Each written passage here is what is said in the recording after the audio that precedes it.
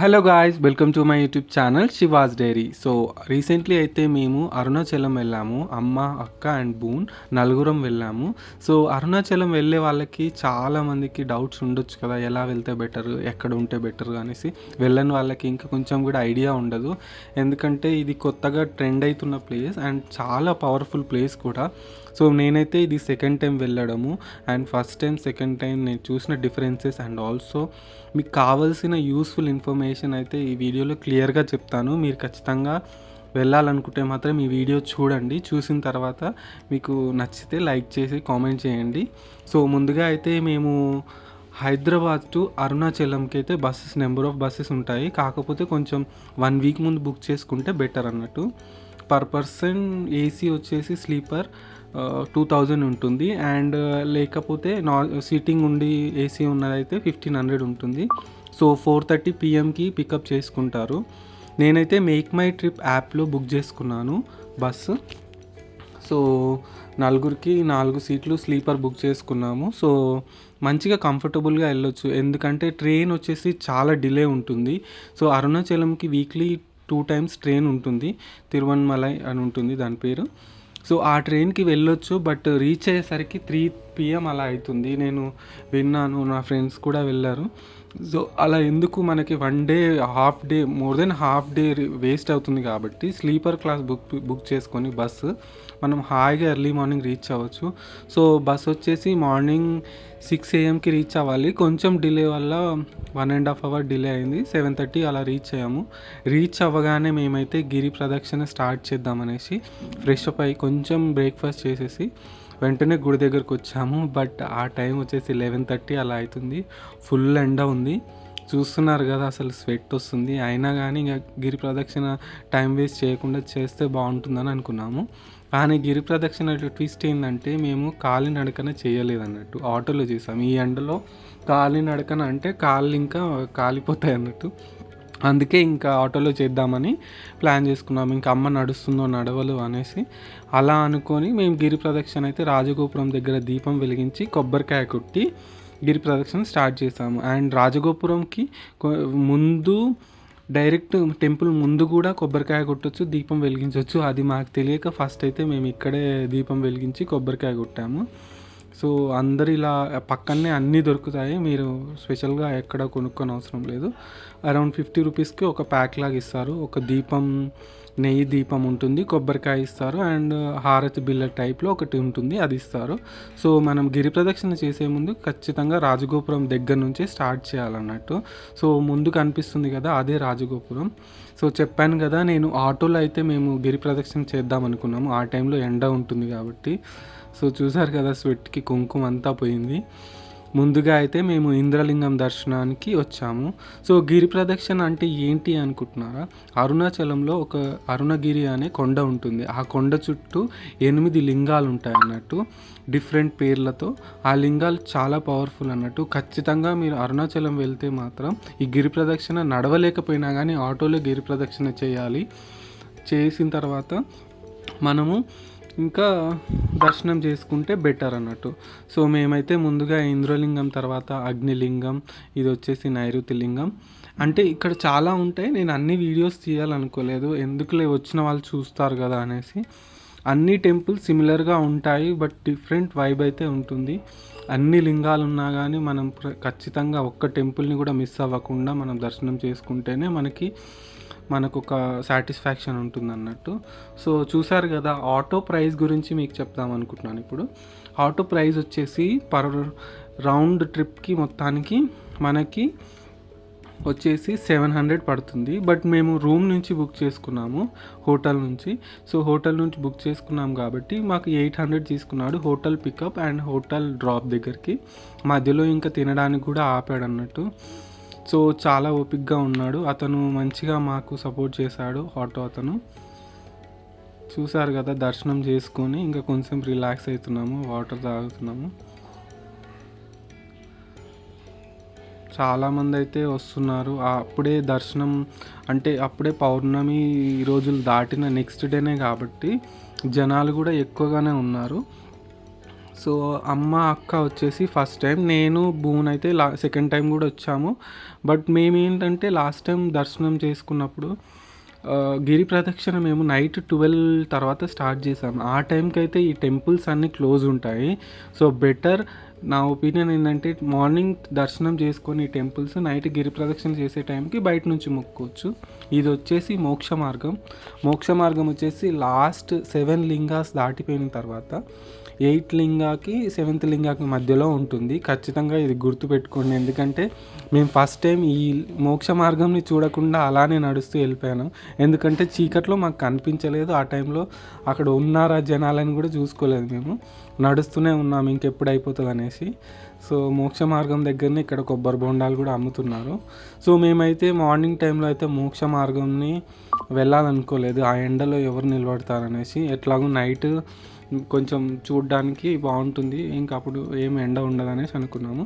So ఇలా అయితే మా లాస్ట్ ఈశాన్య లింగంతో మాకు ఆటోలో గిరి ప్రదక్షిణ అయితే అయిపోయింది. అవ్వగానే చాలా వేడిగా ఉంది, ఇంకా మాకు ఫుల్ ఆకలి అవుతుంది అనేసి హోటల్కి అయితే వెళ్ళినాము.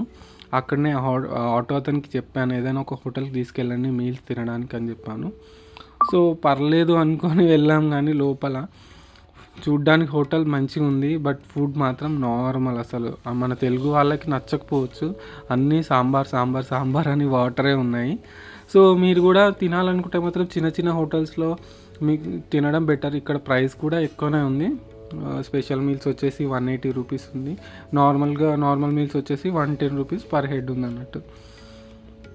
సో ఇంకా మళ్ళీ మేము ఇంకా అక్కొచ్చేసి మనం ఇంత దూరం వచ్చాం కదా, ఆటోలో గిరి ప్రదక్షిణ ఏంటి కాలినడకనే చేద్దామని అనింది అన్నట్టు. సో ఇంకా అంతే, ఇక కాలినడకన కూడా మేము ఈవినింగ్ స్టార్ట్ చేసాము. ఈవినింగ్ 5 PM అలా. సో వెళ్ళగానే ఇక చూసారు కదా ఎంతమంది జనాలు ఉన్నారు. చాలా వరకు అయితే గిరి ప్రదక్షిణ ఈవినింగే స్టార్ట్ చేస్తారు.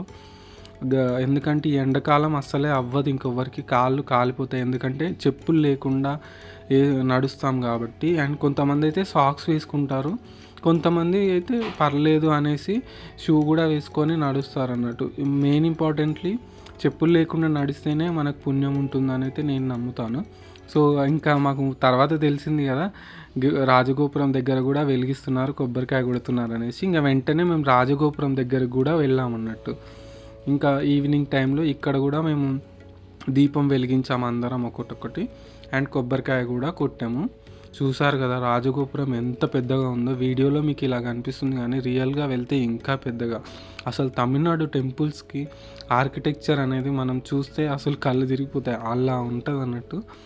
సో మేమైతే ఇంకా ఫైనలీ ఈవినింగ్ గిరి ప్రదక్షిణ అయితే స్టార్ట్ చేసాము. అమ్మ అయితే అక్కడ ఫొటోస్ తీసుకుంటుంది.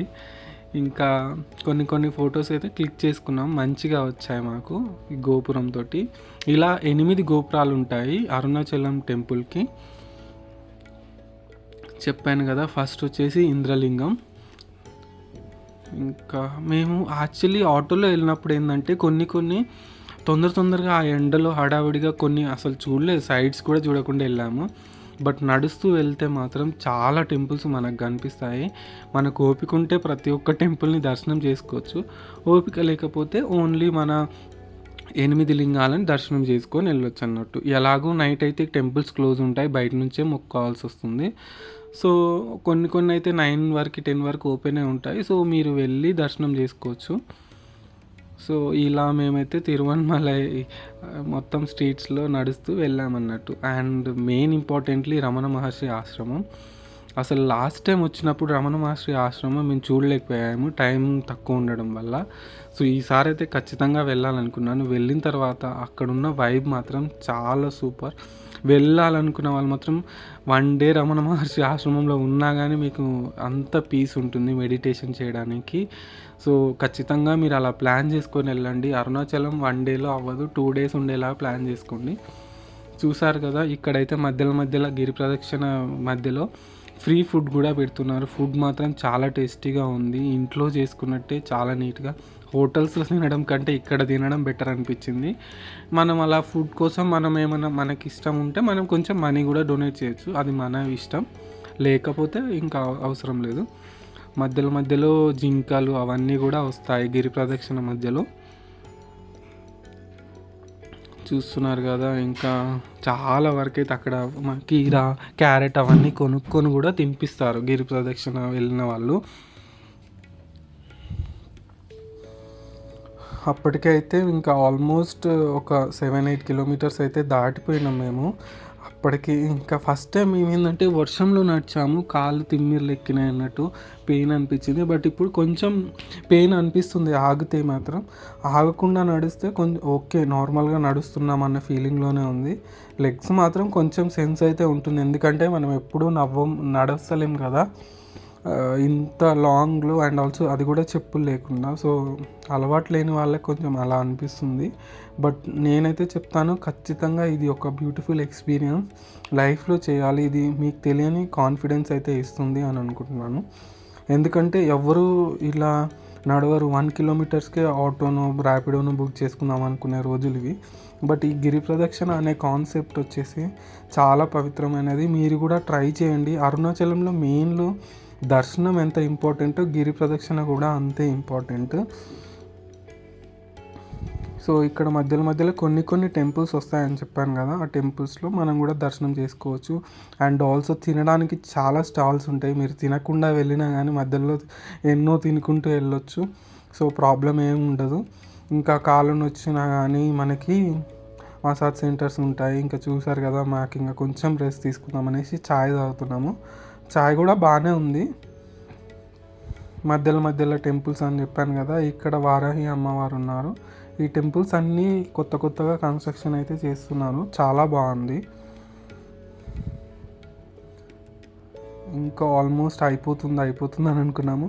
ప్రతిసారి ఇంక ఇప్పుడు అయిపోతుంది అన్న ఫీలింగ్లో ఉంటుంది. బట్ మనం దేవుడిని గురించి మొక్కుకుంటూ వెళ్తూ ఉంటే మనకు మంచిగా అనిపిస్తుంది. ఈసారి మాకు అంతగా అనిపించలేదు, ఎందుకంటే అక్క అమ్మ వాళ్ళు ఉన్నారు.